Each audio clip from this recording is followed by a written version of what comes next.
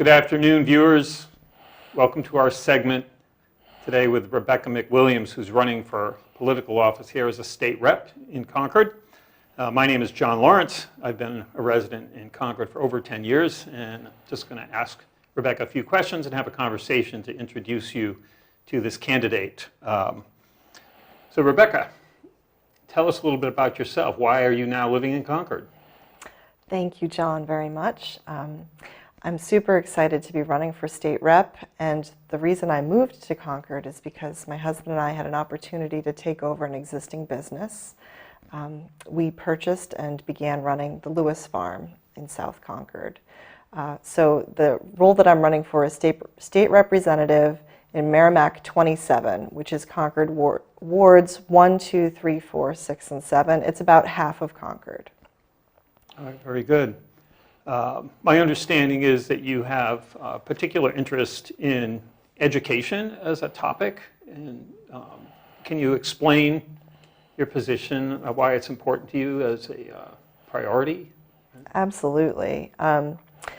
So my background is I'm a mom of 2 kids, and I come from a public school education, so I'd like to see my kids also attend public school in Concord. Obviously, as a Concord resident, you know every public school has challenges. At a state level, we have the opportunity to really infuse cash where needed. And my biggest push for education is to make sure that we're providing full-day kindergarten, no longer attached to Keno funding. That's really a challenge that we've been dealing with since we decided to go full-day K as a state. And I think that we have some basic inequities when it comes to funding education in different cities and towns across the state. So for Concord, I want to make sure that even though we have full-day kindergarten, that we decouple it from Keno funding, and that it's fair for all of the other municipalities in the state to also have full-day kindergarten. You know, as a mom, I'm often shuttling my kids around, running from place to place, and being able to drop them off for a full day makes a huge difference in my life and my ability to work. I run a small business. But in the same hand, I think that this is really great for the children. It's an opportunity for kids in Concord to really learn how to engage and socially interact with other kids, how to pay attention, how to listen, not just, for some children, not just stare at a screen to get education, but to have that interaction. So I think that it's not just glorified daycare. Full-day kindergarten really is an opportunity to get children a springboard to do better for the rest of their lives. So studies have shown that that is one of the best things we can do financial investment-wise in education, is focus on our youngest students, the kindergartners, and give them an opportunity to interact, and also teachers an opportunity to assess and, if necessary, intervene if a student is really struggling. Catch them in kindergarten before it becomes a real issue first and second grade. It sounds like a heavy lift in some ways, and maybe not so in others. My understanding is that New Hampshire's education system is rated pretty highly in surveys nationwide anyway. And I'm wondering, right now I hear from various quarters that employers are having a difficult time finding qualified people for a great number of jobs, and also that interest and opportunities to enter the trades and have a lucrative career are not being jumped at by so many kids today. I mean, do you have thoughts or anything you'd like to share on those points? Absolutely. I agree with you that we have a shortage of people in the trades in New Hampshire. And I think that part of this is where the children and students are at the time that they're deciding what they want to do after high school. So if we have kids who are in high school and have an opportunity to do an electrical program or an automotive program, if they're exposed to that, if they have that experience, that's an option that they will consider when they're done with school. But for some of our students, if they don't have that trade education exposure, if there isn't a lot of overlap, if they're not getting it at home, they may decide, oh, well, you know, I think I'm just going to work on computers because that's what I know, and I'll be an IT person, and never be exposed to electrical engineering because they haven't actually done anything with circuit boards. So that's just a small example of how the more we can expose our children to the trades while they're still in school, the more likely it is that they will decide, okay, I think this is something I can do and do well after school.